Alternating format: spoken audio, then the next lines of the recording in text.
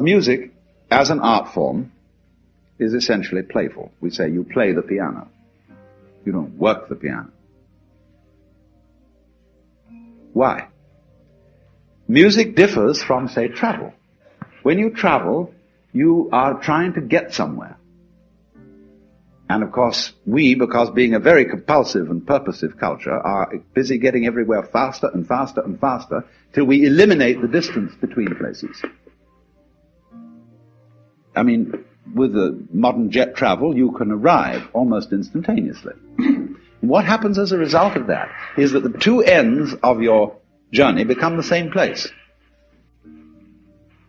So you eliminate the distance, and you eliminate the journey. Because the fun of the journey is to travel, not to obliterate travel. So then, in music, though, one doesn't make the end of a composition the point of the composition. If that were so, the best conductors would be those who played fastest. And there would be composers who wrote only finales. People go to a concert just to hear one crashing chord, because that's the end. Same way in dancing. You don't aim at a particular spot in the room. That's where you should arrive. The whole point of the dancing is the dance. Look at the people who live to retire and put those savings away. And then when they're 65, they don't have any energy left, they're more or less impotent, and they go and rot in an old people's senior citizens community. Because we've simply cheated ourselves the whole way down the line. We thought of life by analogy with a journey, with a pilgrimage, which had a serious purpose at the end, and the thing was to get to that end, success or whatever it is, or maybe heaven after you're dead. But we missed the point the whole way along.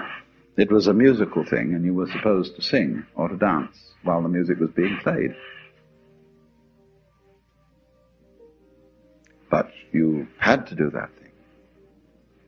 You didn't let it happen.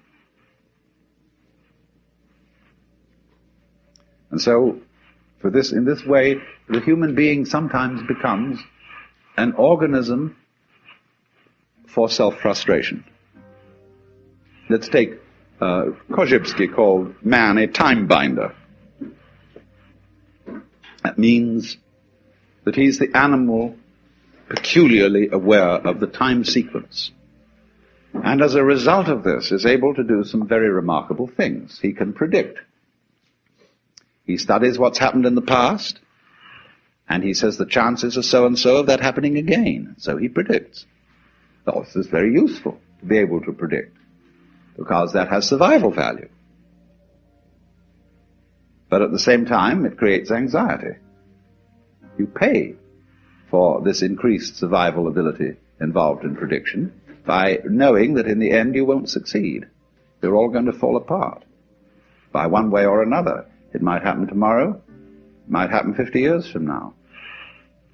But it all comes apart in the end. And people get worried about that. They get anxious. So what they gained on the roundabout, they lost on the swings. So then, if you see, on the other hand, that existence is musical in nature, that is to say that it is not serious, it is the play of all kinds of patterns. We can look upon different creatures as we look at different games, as we look at chess, checkers, backgammon, tennis. There's the tree game, the beetle game, the grass game. Or you can look at them as you look at different styles of music, mazurkas, waltzes, sonata, etc., all down the line. There are all these different things doing their stuff. And we're doing that. Now, existence, you see, is something that is spontaneous. The Chinese word for nature, zhiran, means that which happens of itself. Your hair grows by itself. Your heart beats by itself. You breathe pretty much by itself. Your glands secrete their essences by themselves. You don't have voluntary control over these things. So we say it happens spontaneously. So when you go to sleep and you try to go to sleep, you interfere with the spontaneous process of going to sleep. Try to breathe, real hard, and you find you get balled up in your breathing. You're going to be human. You just have to trust yourself to have bowel movements and go to sleep and digest your food. Of course, if something goes seriously wrong and you need a surgeon, that's another matter. So with the whole picture, that is fundamental to it.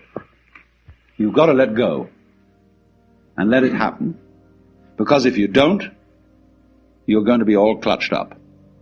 You're going to be constantly trying to do what can happen healthily only if you don't try.